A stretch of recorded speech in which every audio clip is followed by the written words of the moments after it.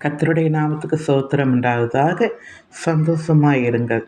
மறுபடியும் சொல்லுகிறேன், கர்த்தருக்குள் எப்பொழுதும் சந்தோஷமாய் இருங்கள். உலகம் தரக்கூடிய அற்ப சந்தோஷம் அல்ல, கர்த்தருக்குள் எப்பொழுதும் சந்தோஷமாய் இருக்கவே தேவன் நம்மை அழைக்கிறார். அது என்ன சந்தோஷம் பார்ப்போமா? அதற்கு முன்னாடி உலக கவலைகளை ஒதுக்கி விடுங்கள். தேவன் சொன்னார், உலகத்திலே உபத்திரவம் உண்டு, நான் உலகத்தை ஜெயித்தது போல் நீங்களும் ஜெயுங்கள் என்றார்.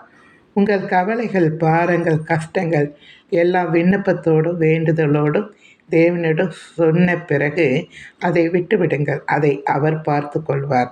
அத்திமரம் துளிர் விடாமல் போனாலும், திராட்சை கொடிகளில் பலன் இல்லாமல் போனாலும், ஒலிவு மரத்தில் பலன் அற்று போனாலும், வயல்களில் தானியங்கள் விளையாமல் போனாலும், தொழுவத்திலே மாடு இல்லாமல் போனாலும், நான் கர்த்தருக்குள் மகிழ்ச்சியாக இருப்பேன், நான் தேவனுக்கு களி கூறுவேன் என்று நாம் சந்தோஷமாக இருக்க வேண்டும். இந்த உலக காரியங்களை குறித்து நாம் கவலைப்படக்கூடாது. ஏன்னா தேவன் முன்னாடியே சொன்னார், உலகத்திலே உபத்திரவம் உண்டு, நான் உலகத்தை ஜெயித்தது போல நீங்களும் ஜெயுங்கள் என்று சொன்னார். அதனால் நாம் ஜெயிக்க நாம் பழகிக்கொள்ள வேண்டும், கற்றுக்கொள்ள வேண்டும். அதற்கான எல்லாவற்றையும், அந்த ஜெயிக்கிறதுக்கான எல்லாவற்றையும் தேவன் நமக்கு தருவார். நீங்கள் முதல்ல யார்கிட்ட, மனுஷர்கிட்ட எந்த கவலையும் சொல்லாமல் தேவனிடம் உங்கள் பாதத்தை, ஆண்டவருடைய பாதத்திலே உங்களை ஒப்பு கொடுத்துருங்க. ஆண்டவரை, இன்னைக்கு இப்படியெல்லாம் நடந்தது, என்னை இதிலேருந்து விடுவீங்கள் என்று சொல்லி, ஒரு சின்ன கஷ்டம்னாலும் ஃபோன் எடுத்து யாருக்கும் சொல்லாமல், அம்மாவுக்கோ இல்லை உறவினர்களுக்கோ, அக்கா தங்கை யாருக்குமே சொல்ல வேண்டாம்.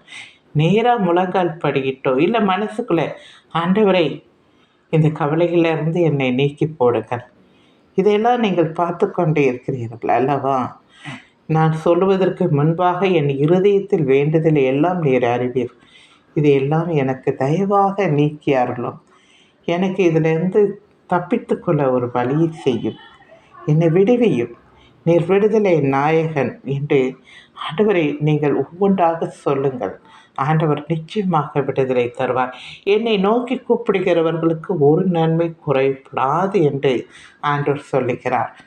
நீங்கள் சும்மா இருங்கள், நான் உங்களுக்காக யுத்தம் செய்வேன் என்று சொல்லுகிறார். கர்த்தர் எனக்காக யாவும் செய்து முடிப்பார். அந்த வசனத்தை நீங்கள் மனசுக்குள்ளே எப்பொழுதும் சொல்லிக்கொள்ளுங்கள். சரிங்களா?